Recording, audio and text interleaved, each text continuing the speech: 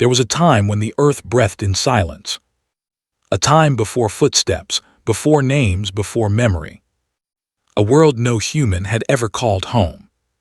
Forests stretched like endless green oceans, and the seas shimmered with light. Life flourished everywhere, wild, ancient, untamed.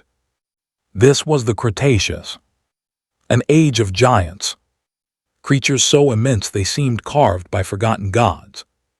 Across the land, herds of triceratops moved beneath a sun that had never known winter. In the skies, colossal pterosaurs glided like living sails, casting shadows over the world below.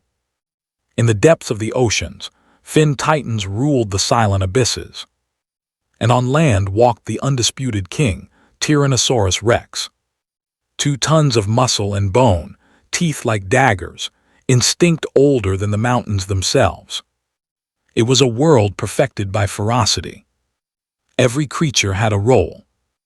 Every heartbeat had meaning. Herbivores fed on vast plains of ferns and conifers that covered entire continents.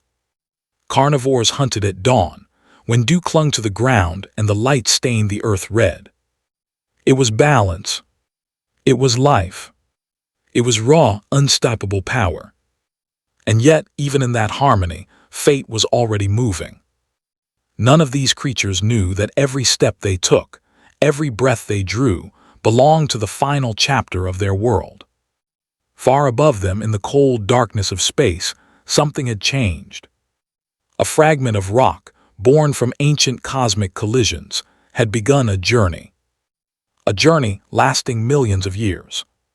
Silent, invisible, inevitable. It drifted through the asteroid belt between Mars and Jupiter, untouched by time. And the Earth, unaware, continued to turn beneath its blue sky. Seasons passed. Mountains rose. Oceans shifted.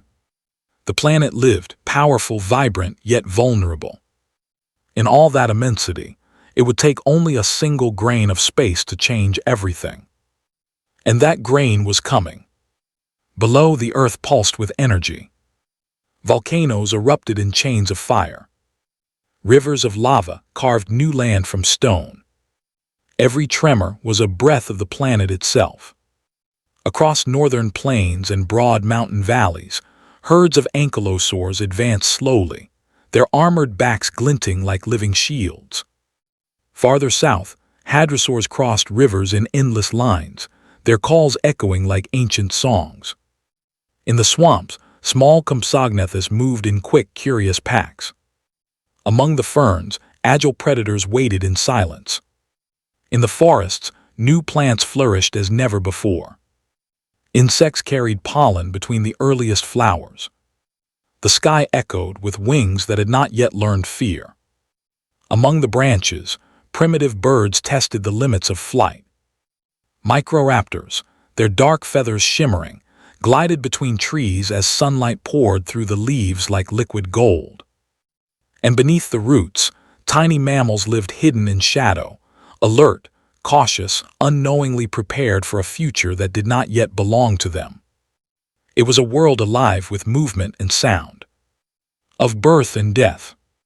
A fragile balance suspended above an unseen abyss. A world so complete that only an apocalyptic end could rival it. After millions of kilometers, the asteroid entered Earth's domain. Caught by gravity, it accelerated. It passed the orbit of the moon. Its path bent toward the atmosphere. Ahead of it, the air compressed and ignited. Its surface burned white-hot. From the ground, a bright streak appeared in the sky, growing, blazing. Moments remained. The asteroid became fire. A living sun racing through the heavens at more than 70,000 kilometers per hour. 10 kilometers wide, carrying a force beyond any weapon humanity would ever create. Its target, the Yucatan Peninsula in what is now Mexico. Below it, the dinosaurs experienced their final dawn. No one looked up. No one could understand. The sky shifted color. Birdsong ceased. Animals froze, as if the planet itself had drawn its last breath. Then came the light. A flash that erased the sun. A roar beyond sound. Time shattered. In less than a heartbeat, the asteroid crossed the final kilometers and struck. The sea exploded, vaporized instantly. The impact released energy greater than 100 million megatons. The Earth's crust folded like cloth. Rock melted. The sky burned. Within thousands of kilometers, nothing survived. A shockwave raced around the planet. Forests bent and vanished. The air itself turned to flame. A wall of water rose from the ocean, more than a kilometer high. Molten debris was hurled across the globe. Tsunamis swept entire coastlines away, reaching lands thousands of kilometers distant.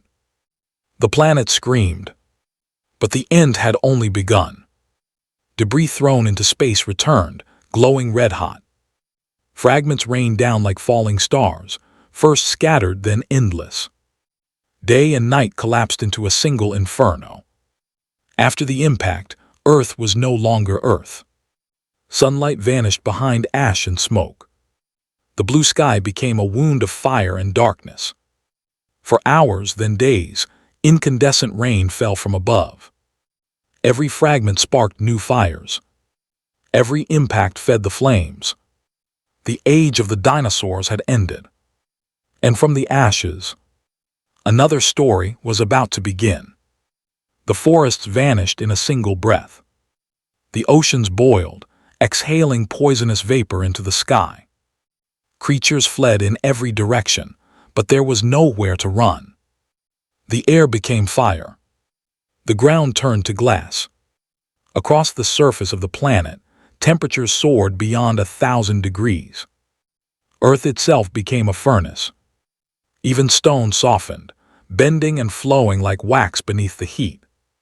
Flames raced past the horizon, driven by winds of agony. The largest dinosaurs collapsed where they stood, overcome by fire and suffocation. Rivers evaporated. Clouds disappeared. Only the thunder of earthquakes remained. The final sound of a world tearing itself apart. The planet convulsed endlessly, as if struggling to escape the weight of its destiny. The impact had torn open a wound more than 20 kilometers deep and nearly 180 kilometers wide. Hidden beneath the sea, the crater remained unseen, but the scar was carved forever into Earth's memory. Shockwaves circled the globe again and again, rebounding off oceans and mountains. Each pulse erased something more, a forest, a lake, a final breath. Within hours, entire ecosystems were gone. Day collapsed into darkness. From the blackened sky, ash began to fall. Fine, heavy dust coated everything, the oceans, the mountains, the fallen giants, their eyes still open. It was the dust of ending. And yet, even as the world burned, life endured. Beneath the surface, in burrows, rivers, and mud, small creatures survived. Insects, amphibians, mammals. Unnoticed beings, overlooked in the age of giants. They hid in hollow trunks, beneath stones, inside the wounds of the earth itself. And there, in the dark, the future took its first breath. The dust thrown into the sky remained suspended for months, then years. Sunlight vanished. Day and night blurred into a permanent twilight. Temperatures plummeted as Earth's heat bled into space. Winds carried ash, sulfur, and silence. Photosynthesis ceased. Plants died first, one by one, continent by continent. Herbivores found nothing to eat. And when they fell, the predators followed. The Tyrannosaurus rex, once ruler of the land, wandered through forests of charcoal, searching for life that no longer existed. Triceratops, once gathered in vast herds, stood alone, slowed by hunger, bent by cold. The planet had become a frozen tomb. In the oceans, algae vanished. Food chains collapsed. Even the ancient sea monsters disappeared, suffocated in a quiet, lifeless sea. And so the giants faded, not in a single moment but across merciless time. Each species took a final step, a final breath, a final look. The earth, once alive with sound, breathed only ash. But beneath that gray shroud, something still stirred. Years passed. Then decades. The dust slowly settled. Weak sunlight pierced the sky once more. Ice began to melt. Above the silent planet, the first light of a new world emerged. A world without dinosaurs. A world waiting to begin again. At first there was only silence. Then a breath. A faint breeze crossed the gray plains, lifting ash like golden mist. The sun, pale and distant, returned to warm the scarred earth. Rain fell, washing the blackened soil. Water seeped into cracks and found forgotten seeds. Against all odds they sprouted. Life returned slowly, cautiously, fragile. Moss crept across stone. Ferns rose among burned trunks. Small flowers opened their petals to an unfamiliar sky. The earth breathed again. Insects returned first.